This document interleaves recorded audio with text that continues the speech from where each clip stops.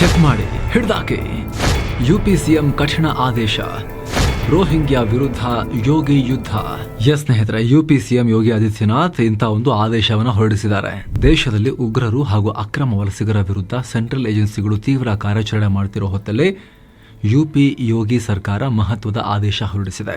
ಎಲ್ಲಾ ರೋಹಿಂಗ್ಯಾ ವಲಸಿಗರ ವಿರುದ್ಧ ಸಮರ ಸಾರಿದ್ದು ಅಕ್ರಮ ಬಾಂಗ್ಲಾ ವಲಸಿಗರ ವಿರುದ್ಧವೂ ಕಠಿಣ ಕ್ರಮ ತಗೊಳ್ಳಿ ಅಂತ ಹೇಳಿದ್ದಾರೆ. ಈಗ ಆಲ್ರೆಡಿ ಅಧಿಕೃತ ಆದೇಶ ಕೂಡ ಹೊರಡಿಸಲಾಗಿದೆ ಸರ್ಕಾರದ ಕಡೆಯಿಂದ. ಚೆಕ್ ಮಾಡಿನೇ ಕೆಲಸಕ್ಕೆ ತಗೊಳ್ಳಬೇಕು ಅನ್ನೋ ರೂಲ್ಸ್ ಸೆಟ್ ಮಾಡಲಾಗಿದೆ. ಜೊತೆಗೆ ನಾಗರಿಕರು ಇದರಲ್ಲಿ ಸಹಾಯ ಮಾಡಬೇಕು ಅಂತ ಕೂಡ ಕೇಳಿದ್ದು ಕ್ಲೀನ್ ಕಾರ್ಯಾಚರಣೆ ಶುರುವಾಗಿದೆ. ಈ ಬಗ್ಗೆ ಸಂಪೂರ್ಣ ಮಾಹಿತಿಯನ್ನು ವರದಿಯಲ್ಲಿ ನೋಡ್ತಾ ಹೋಗೋಣ. ಅದರಲ್ಲೂ ಕೂಡ ರೋಹಿಂಗ್ಯಾ ವಲಸಿಗರಂದ್ರೆ ಯಾರಿವರು, ಭಾರತದಲ್ಲಿ ಎಷ್ಟು ಜನ ಇದ್ದಾರೆ, ಯಾಕಿದ್ದಾರೆ, ಎಲ್ಲವನ್ನ ಅರ್ಥ ಮಾಡ್ಕೊಳ್ತಾ ಹೋಗೋಣ. ಕಡೆ ತನಕ ಮಿಸ್ ಮಾಡಿದೆ ನೋಡಿ. ಹಾಗೆ ಸ್ನೇಹಿತರೆ, ನೀವು ಕೂಡ ಎಲ್ಲ ಮೆಂಬರ್ ಓನ್ಲಿ ವಿಡಿಯೋಸನ್ನು ನೋಡೋಕೆ ವಿಡಿಯೋ ಕೆಳಗಿರೋ ಜಾಯಿನ್ ಬಟನ್ ಮೂಲಕ ಮಸ್ತ್ ಮಗ ಪ್ರೀಮಿಯಂ ಮೆಂಬರ್ಶಿಪ್ ಸೇರಬಹುದು. ಹಾಗೆ 7 ಸ್ಯಾಂಡ್ಸ್ ಟೂರಿಸಂನವರ ನೆಕ್ಸ್ಟ್ ಟ್ರಿಪ್ ಶಿರ್ಡಿ, ಸಾಯಿಬಾಬಾ, ನಾಶಿಕ್, ತ್ರಯಂಬಕೇಶ್ವರ ಎಲ್ಲ ಹೋಗೋದಿರುತ್ತೆ. ಸಂಪೂರ್ಣ ಮಾಹಿತಿ ಇಲ್ಲಿದೆ. ಆಸಕ್ತರು ಸ್ಕ್ರೀನ್ ಶಾಟ್ ತಗೊಳ್ಳಿ, ಕಾಲ್ ಮಾಡಿ. ಯೋಗಿ ಸರ್ಕಾರದಿಂದ ದಿಢೀರ್ ಆದೇಶ, ಒಳ ನುಸುಳುವವರ ವಿರುದ್ಧ ಕಠಿಣ ಕ್ರಮ. ಯುಪಿ ಸಿಎಂ ಯೋಗಿ ಆದಿತ್ಯನಾಥ್ ಅವರು ಖುದ್ದು ಈ ಬಗ್ಗೆ ಮಾಹಿತಿಯನ್ನು ಹಂಚಿಕೊಂಡಿದ್ದಾರೆ. ಸದ್ಯ ರಾಜ್ಯದಲ್ಲಿ ಅಕ್ರಮ ವಲಸಿಗರ ಹಾವಳಿ ವಿಪರೀತ ಜಾಸ್ತಿಯಾಗಿದೆ. ದೇಶದ ಭದ್ರತೆ ಮತ್ತು ಶಾಂತಿಗೆ ದೊಡ್ಡ ಬೆದರಿಕೆಯಾಗಿದೆ. ಸೊ ನಮ್ಮ ರಾಜ್ಯದ ಜನರು ಅಲರ್ಟ್ ಆಗಿರಬೇಕು. ನಿಮ್ಮ ಮನೆಗಳಿಗೆ, ನಿಮ್ಮ ವ್ಯವಹಾರದ ಕೆಲಸಗಳಿಗೆ ನೇಮಕ ಮಾಡಿಕೊಳ್ಳೋ ಮುನ್ನ ಸರಿಯಾಗಿ ಬ್ಯಾಕ್ಗ್ರೌಂಡ್ ಚೆಕ್ ಮಾಡಿಕೊಳ್ಳಲೇಬೇಕು. ನೀವು ಅಕ್ರಮ ವಲಸಿಗರನ್ನು ನೇಮಿಸಿಕೊಳ್ಳೋ ಯಾವುದೇ ತಪ್ಪನ್ನು ಮಾಡೋ ಹಾಗಿಲ್ಲ. ರಾಜ್ಯದ ಭದ್ರತೆ ನಮ್ಮೆಲ್ಲರ ಜವಾಬ್ದಾರಿಯಾಗಿದೆ. ಪ್ರತಿಯೊಬ್ಬರು ಇದನ್ನು ಫಾಲೋ ಮಾಡಲೇಬೇಕು. ರಾಷ್ಟ್ರೀಯ ಹಿತಾಸಕ್ತಿ ವಿಚಾರದಲ್ಲಿ ರಾಜಿ ಮಾಡಿಕೊಳ್ಳಲ್ಲ ಅಂತ ಹೇಳಿದ್ದಾರೆ. ಅಷ್ಟೇ ಅಲ್ಲ, ಕಳೆದ 1 ವಾರದಿಂದಲೇ ಇದ್ರ ಬಗ್ಗೆ ಕೆಲಸ ಶುರುವಾಗಿರೋ ಮಾಹಿತಿ ಸಿಕ್ಕಿದೆ. ಅಂದ್ರೆ ಈ ಆಪರೇಷನ್ ಶುರು ಮಾಡಿ ಆಮೇಲೆ ಇದ್ರ ಬಗ್ಗೆ ಮಾಹಿತಿ ಕೊಟ್ಟಿದ್ದಾರೆ. ಯುಪಿನಲ್ಲಿ ವಿಶೇಷ ಟೀಮ್ ಅನ್ನು ಕೂಡ ರಚಿಸಲಾಗಿದೆ. ಜಿಲ್ಲೆಗಳಲ್ಲೂ ಕೂಡ ಕಾರ್ಯಾಚರಣೆ ನಡೀತಾ ಇದೆ. ರೋಹಿಂಗ್ಯಾಗಳು ಸೇರಿದ ಹಾಗೆ ಎಲ್ಲಾ ಅಕ್ರಮ ವಲಸಿಗರು, ಬಾಂಗ್ಲಾದವರು ಸೇರಿದ ಹಾಗೆ ಎಲ್ಲರನ್ನ ಜಾಲಾಡಲಾಗ್ತಾ ಇದೆ. ಮೊದಲ ಹಂತದಲ್ಲಿ 17 ಮಹಾನಗರ ಪಾಲಿಕೆಗಳಿಗೆ ಯೋಗಿ ತುರ್ತು ಆದೇಶ ಕೊಟ್ಟಿದ್ದಾರೆ. ಅಕ್ರಮ ವಲಸಿಗರ ಡೇಟಾ ಸಂಗ್ರಹ ಮಾಡಿ ಅನ್ನೋ ಆದೇಶ ಕೊಟ್ಟಿದ್ದಾರೆ. ಎಲ್ಲಾ ಮಾಹಿತಿಯನ್ನು ಕಲೆ ಹಾಕಿ ಡಿವಿಷನಲ್ ಕಮಿಷನರ್ ಮತ್ತು ಪೊಲೀಸ್ ಅಧಿಕಾರಿಗಳಿಗೆ ಕೊಡಬೇಕು ಅಂತ ಹೇಳಿದ್ದಾರೆ. ಆಲ್ರೆಡಿ ರಸ್ತೆ ಬದಿ ವ್ಯಾಪಾರಿಗಳು, ರಿಮೋಟ್ ಏರಿಯಾಗಳು ಮತ್ತು ಅನುಮಾನಾಸ್ಪದ ವ್ಯಕ್ತಿಗಳು ಕಂಡು ಬಂದರೆ ಅವರನ್ನ ಪರಿಶೀಲನೆ ನಡೆಸಲಾಗ್ತಾ ಇದೆ. ವ್ಯಾಪಾರಿಗಳ ಬಳಿಯಲ್ಲಿರೋ ಕೆಲಸಗಾರರ ಡಾಕ್ಯುಮೆಂಟ್ಸ್, ಐಡೆಂಟಿಟಿ, ಬ್ಯಾಕ್ಗ್ರೌಂಡ್ ಎಲ್ಲ ಚೆಕ್ ಮಾಡಲಾಗ್ತಿದೆ. ಅವರ ಫೋಟೋಸ್ ಮತ್ತು ವೈಯಕ್ತಿಕ ಮಾಹಿತಿಯನ್ನು ಕೂಡ ಸಂಗ್ರಹ ಮಾಡಲಾಗ್ತಿದೆ. ಉತ್ತರ ಪ್ರದೇಶದ ಪ್ರಯಾಗ್ರಾಜ್, ವಾರಣಾಸಿ ಸೇರಿ ಹಲವು ಕಡೆ ಸ್ಪೆಷಲ್ ವೆರಿಫಿಕೇಶನ್ ಕ್ಯಾಂಪೇನ್ ನಡೆಸಲಾಗ್ತಿದೆ. ಕೊಳಗೇರಿಗಳು, ರೈಲ್ವೆ ಸ್ಟೇಷನ್ಗಳಲ್ಲೂ ಕೂಡ ಯೋಗಿ ಪೊಲೀಸರು ಕಾರ್ಯಾಚರಣೆ ನಡೆಸ್ತಾ ಇದ್ದಾರೆ. ಆಧಾರ್ ಕಾರ್ಡ್ ಸೇರಿ ಹಲವು ದಾಖಲೆಗಳನ್ನು ಚೆಕ್ ಮಾಡ್ತಿದ್ದಾರೆ. ಹಾಗೆ ಮಹಾನಗರ ಪಾಲಿಕೆ ವ್ಯಾಪ್ತಿಗಳಲ್ಲೂ ಕೂಡ ಸ್ಯಾನಿಟೇಷನ್ ವರ್ಕರ್ಗಳ ಹಿನ್ನೆಲೆ ಚೆಕ್ ಮಾಡಿ ಅಂತ ಯೋಗಿ ಆದೇಶ ಕೊಟ್ಟಿದ್ದಾರೆ. ಇಲ್ಲಿ ಕಟ್ಟಡ ಕಾರ್ಮಿಕರಾಗಿ, ಪೌರ ಕಾರ್ಮಿಕರಾಗಿ ಬೇರೆ ಕಡೆಯಿಂದ ಬಂದವರು ಸೇರ್ಕೊಂಡಿದ್ದಾರಾ ಅನ್ನೋದನ್ನ ಪತ್ತೆ ಹಚ್ಚಲಾಗ್ತಾ ಇದೆ. ಯಾಕಂದ್ರೆ ದೊಡ್ಡ ದೊಡ್ಡ ಕೆಲಸ ಮಾಡೋಕೆ ಅದಕ್ಕೆ ತಕ್ಕಂತೆ ಎಜುಕೇಶನ್ ಇರಬೇಕಾಗುತ್ತೆ. ಅಕ್ರಮ ವಲಸಿಗರದು, ಬಾಂಗ್ಲಾದಿಂದ ಬಂದವ್ರದ್ದು, ಮಯನ್ಮಾರಿಂದ ರೋಹಿಂಗ್ಯಾಗಳು ಬಂದವ್ರದ್ದು, ಅವ್ರದ್ದು ಅಷ್ಟೆಲ್ಲ ಎಜುಕೇಶನ್ ಇಲ್ಲ. ಜೊತೆಗೆ ಹೈಯರ್ ಲೆವೆಲ್ನ ಜಾಬ್ಗೆ ಹೋಗಬೇಕು ಅಂದರೆ ವೆರಿಫಿಕೇಷನ್ ಸ್ವಲ್ಪ ಜಾಸ್ತಿ ಇರುತ್ತೆ. ಆದರೆ ಸಣ್ಣ ಪುಟ್ಟ ಕೆಲಸಗಳಲ್ಲಿ ಕೆಲಸಕ್ಕೆ ಜನ ಸಿಕ್ಕಿದ್ರೆ ಸಾಕು ಅಂತ ಹುಡುಕ್ತಾ ಇರ್ತಾರಲ್ಲ, ಅಲ್ಲಿ ಈಸಿಯಾಗಿ ಸೇರ್ಕೊಳ್ಬಹುದು. ಸಣ್ಣ ಪುಟ್ಟ ಫೇಕ್ ಡಾಕ್ಯುಮೆಂಟ್ ಕೂಡ ಕೊಟ್ಟು ಅನ್ನೋ ಲೆಕ್ಕಾಚಾರ. ಹಾಗಾಗಿ ಎಲ್ಲ ಅಲ್ಲಿ ಹೋಗಿ ಸೇರ್ಕೊಳ್ತಿದ್ದಾರೆ.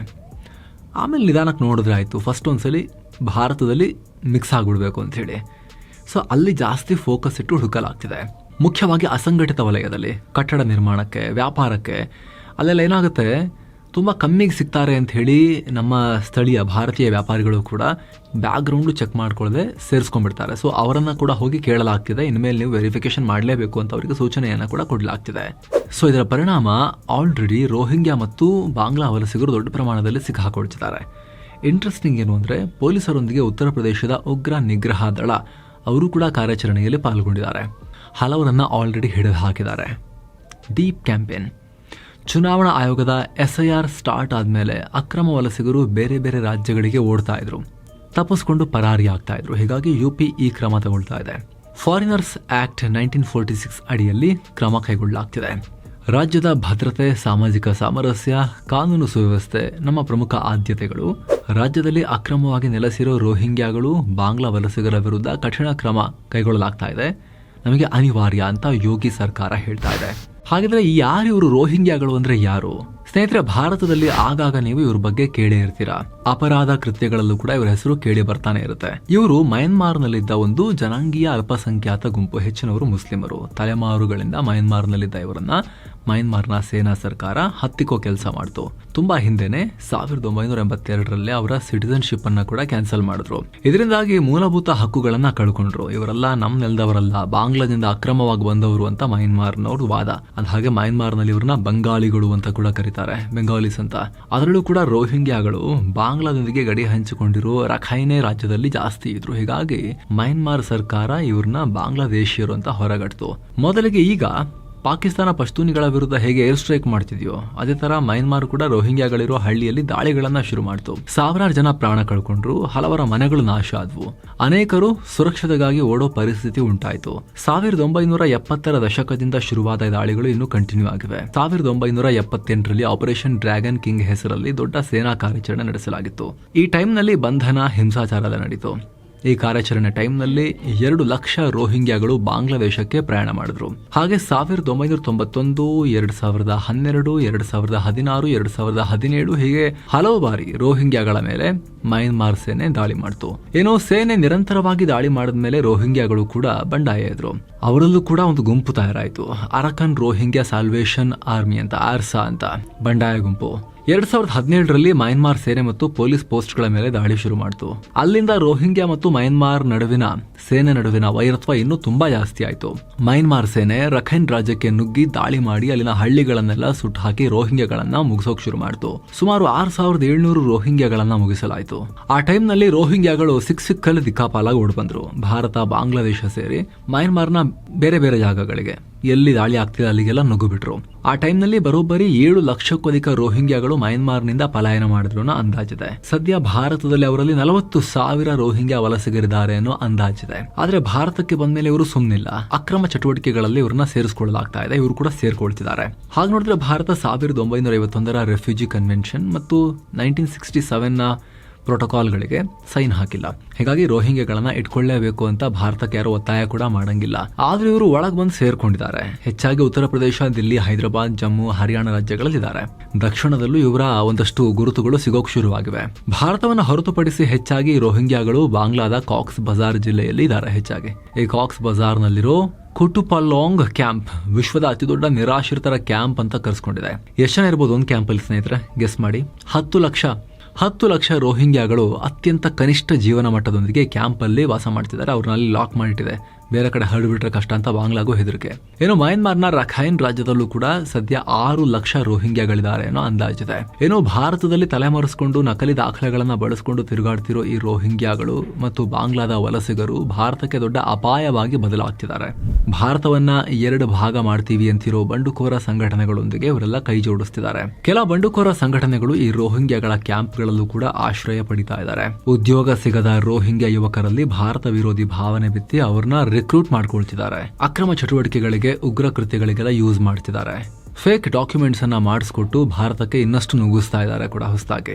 ಅಕ್ರಮ ಮಾನವ ಕಳ್ಳ ಸಾಗಾಣಿಕೆ ಜಾಲದಲ್ಲೂ ಕೂಡ ಇವರು ಇನ್ವಾಲ್ವ್ ಆಗ್ತಿದ್ದಾರೆ. ಹೀಗಾಗಿ ಯೋಗಿ ಸರ್ಕಾರ ಈಗ ಅವ್ರ ಮೇಲೆ ಕಠಿಣ ಕ್ರಮಕ್ಕೆ ಆದೇಶ ಕೊಟ್ಟಿದೆ.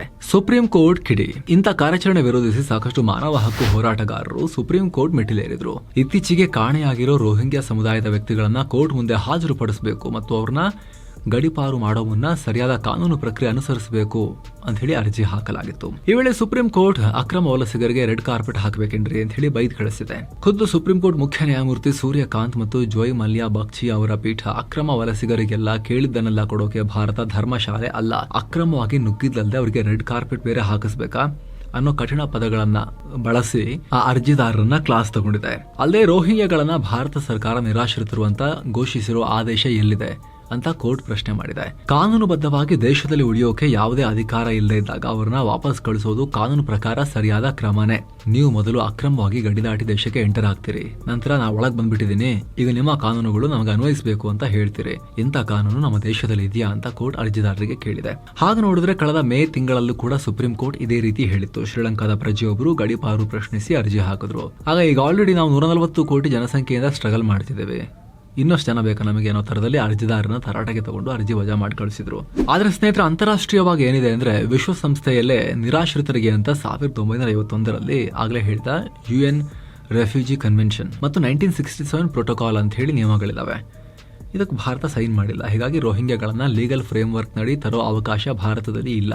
ಹಾಗೆ ಸಿಟಿಸನ್ಶಿಪ್ ಅಮೆಂಡ್ಮೆಂಟ್ ಆಕ್ಟ್ ಇವರಿಗೆ ಅನ್ವಯ ಆಗಲ್ಲ.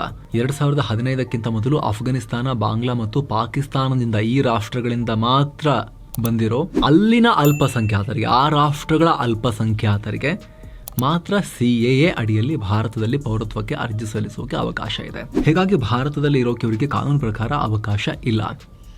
ಹಾಗಾಗಿನೇ ಹುಡುಕಿ ವಾಪಸ್ ಅವ್ರನ್ನ ಮಯನ್ಮಾರ್ ಕಡೆಗೆ ದಾಟಿಸೋ ಪ್ರಯತ್ನ ಈಗ ಶುರುವಾಗಿದೆ.